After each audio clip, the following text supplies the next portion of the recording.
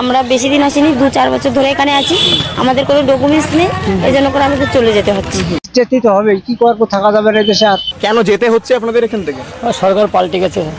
আগে সরকার কি মানে অ্যালাউ করেছিল আপনাদেরকে? হ্যাঁ রেখেছিল, এখন এই সরকার রাখছে না। আচ্ছা, এখানে কোথায় থাকতেন? দমদম। আচ্ছা, আপনাদের বাংলাদেশে বাড়ি রয়েছে না? আমাদের বাড়ি কোথায় রয়েছে? খুলনাতে।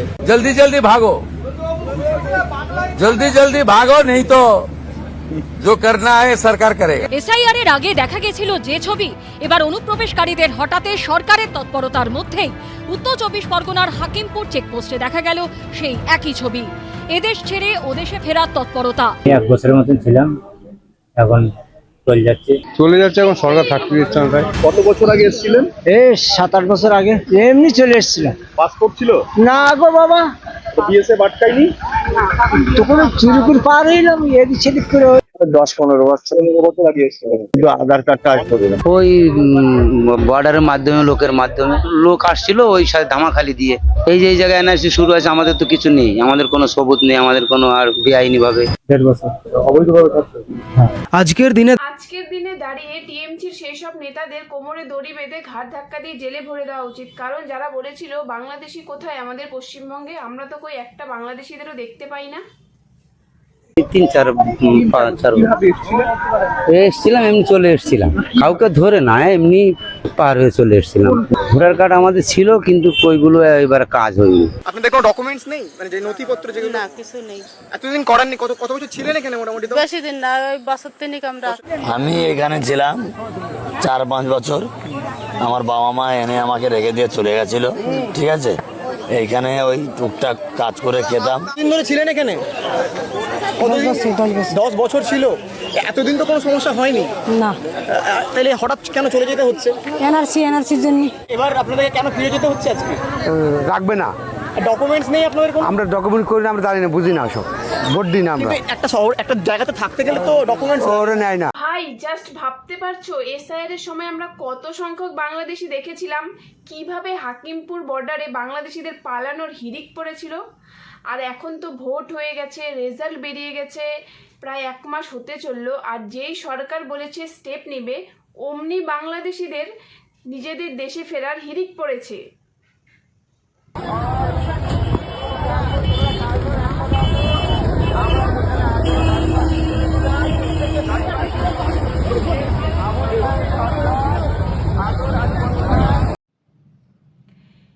এরা 8 বছর, 10 বছর, 12 বছর, অনেকে 2 বছর, 5 বছর ধরে বাংলাতে রয়েছেন। এদের আধার কার্ড, ভোটার কার্ডও রয়েছে, এমনকি এরা সরকারি সুযোগ সুবিধাও পেত। কিন্তু এবার এরা ভোট দিতে পারেনি, শুধুমাত্র এসআইআর এর কারণে। এবার তাহলে বুঝতে পারছো টিএমসিরা কেন এসআইআর এর বিরোধিতায় ছিল? এখান থেকে সরকার পাল্টে গেছে। আগে সরকার কি মানে অ্যালাউ করেছিল আপনাদেরকে? হ্যাঁ রেখেছিল, এখন এই সরকার রাখছে না। আপনার চাল, আপনার ডাল, আপনার তেল, আপনার মাছ, আপনার ডিম, আপনার কাপড়, আপনার মেডিসিন ওদেরকে দেব কেন? এটা তো ভারতীয়দেরই ক্ষতি হচ্ছে, আমাদের রাজ্যেরই ক্ষতি হচ্ছে। সেই জন্য আইনটা এতদিন ছিল, ভোট ব্যাংকের স্বার্থে কেউ বা কারা ব্যবহার করেনি। আমরা ভোট ব্যাংকের বাইরে গিয়ে দেশের স্বার্থে, রাজ্যের স্বার্থে এই আইন কার্যকর করি। কলকাতা থেকে এখন সব পিঁপড়ের মতো হুহু করে বাংলাদেশিরা বাংলাদেশে পালাচ্ছে। সরকারের কাছে একটাই প্রশ্ন, যে এদের দুজনকে কেন জেলে ঢোকাচ্ছে না? যেই দুজন সরকারের জন্য বাংলাদেশিরা এতদিন বেআইনিভাবে বাংলাতে ছিল, যাদের আধার, ভোটার কার্ড ইল্লিগালভাবে বানিয়ে দিয়েছিল, যাদের সমস্ত সুযোগ সুবিধা দিত। ফিরে যেতে হচ্ছে আজকে। রাখবে না, ডকুমেন্টস নেই আপনাদের কোনো? আমরা ডকুমেন্ট করি না, আমরা জানি না, বুঝি না, সব ভোট দিই না আমরা। একটা শহর, একটা জায়গাতে থাকতে গেলে তো ডকুমেন্টস শহরে নেয় না। আরে ভাই সবই ঠিক আছে, যারা আমাদের রাজ্যটিকে এত বছর শেষ করেছে, যারা যুব সমাজকে নষ্ট করেছে, যারা নারী সুরক্ষা ধ্বংস করেছে, যারা বাংলাদেশিদের বাংলাতে স্থায়ী করতে চেয়েছিল, যাদের থেকে ভোট পেয়েছে, যাদের ভোট ব্যাংক বানিয়ে নিয়েছিল, তাদের দুজনকে এবার জেলে ভরে আরাম করতে দেওয়া উচিত। সমস্যা হয়নি না, এখন হচ্ছে বাংলাদেশ হারাও, দেশ বাঁচাও। আচ্ছা, আর কি বলবো বলেন? আপনাদের ওখানে বাড়ি রয়েছে, বাংলাদেশে বাড়ি রয়েছে? আমার আপনার বাড়ি আছে। আচ্ছা, এখন চলে যাচ্ছে, আর আসবেন না। শেষ। কতদিন ধরে ছিলেন এখানে? কতদিন? 10 বছর ছিল। এতদিন তো কোনো সমস্যা হয়নি না, তাহলে হঠাৎ কেন চলে যেতে হচ্ছে? এনআরসির জন্য চলে যেতে হচ্ছে। আপনাদের বাংলাদেশে কোথায় বাড়ি? যশোর। যশোরে। এবার কি তাহলে ওখানেই ফিরে যাবেন? হ্যাঁ, তাই ফিরে যাবে বাড়ি। কষ্ট লাগতেছে, আর কি করবো, কষ্ট তো লাগবে। এদেশে কাজ কাম করে খাচ্ছিলাম খুব ভালো, একটু সুযোগ সুবিধা, এই কাজকামের অভাব নেই, কাজকাম করে খালি পেটটা চলতো। দেশে গেলে একটু অভাব অনটন নেই। আই কার্ড নি, যার আছে সে থেকে যাও, যার নি সে চলে যাও। আমরা চলে যাচ্ছি শাসন, থানা থানার পুলিশরা গেছে, যেই বলেছে যার কাগজপত্র আছে সে থাকো, যার নি তা সে তার যার দেশে সে ফিরে যাবে। আমি এই 7-8 বছর এসেছি, তখন তাইদের তখন থাকা যাবে না। এই ভোটার কার্ড ছিল মমতাদের পার্টির, তখন করেছে। কিভাবে করলেন? যুবাজি পার্টির লোক মিউনিসিপালিটি থেকে করে দিয়েছে। লক্ষ্মীর ভান্ডার হ্যাঁ, পাতাম। ও পেয়েছি, 2-3 বছর পেয়েছি। কত টাকা করে? প্রথম তো 500 টাকা করে দিত দিদি। ভোট দিতেন? হ্যাঁ। কাকে ভোট দিতেন?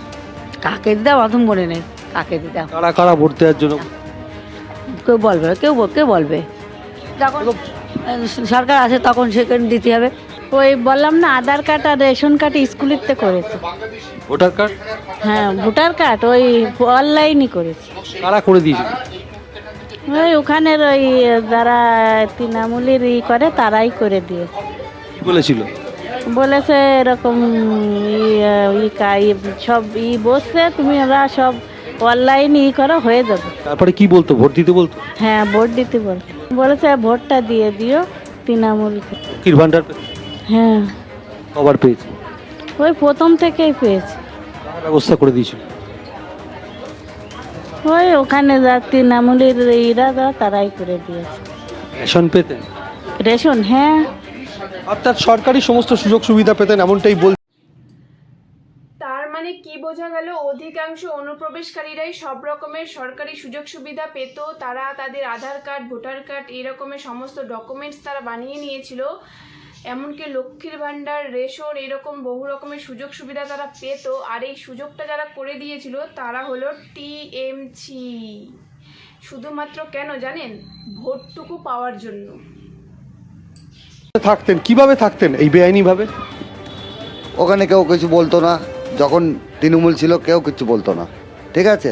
এখন সরকার চেঞ্জ হয়ে গেছে, এখন তারপর লোকও পেছনে লেগে গেছে। বাড়িওয়ালাও ভয়তে বলছে যে এদের বাংলাদেশি লোককে রাখলে 2 লাখ টাকা জরিমানা হবে, 2 বছর জেল হবে। তারাও বাড়িওয়ালারাও ভয় পেয়ে যাচ্ছে। আপনি ভোট দিতেন? ভোট আমি একবারই ভোট দিয়েছি। ওই কিভাবে দিয়েছেন? অনলাইনে ভোটার কার্ড হয়েছিল, একবারই ভোট দিয়েছিলাম। আমি রেশন পাতাম, গ্যাস পাতাম, লক্ষ্মীর ভাণ্ডার, হ্যাঁ, বউ পেতো। 30-40 বছর রেশন তুলতেন? হ্যাঁ, রেশন পেতাম, আবার লক্ষ্মী ভাণ্ডার পেতাম, গ্যাস পেয়েছি। তাহলে ভাবো আমাদের রাজ্যটিকে টিএমসিরা কোন পর্যায়ে নিয়ে গিয়েছিল। এবার যদি টিএমসিরা জিততো তাহলে আমাদের বাংলা আর বাংলাদেশ হতে বেশি দিন সময় লাগতো না। যাই হোক, আজকের ভিডিওটি এই পর্যন্তই। ভিডিওটি যদি তোমাদের ভালো লেগে থাকে তাহলে অবশ্যই লাইক করে দিও, আর তোমাদের মতামত কমেন্টে জানিয়ে যেও, আর ভিডিওটি প্রচুর শেয়ার করে দিও।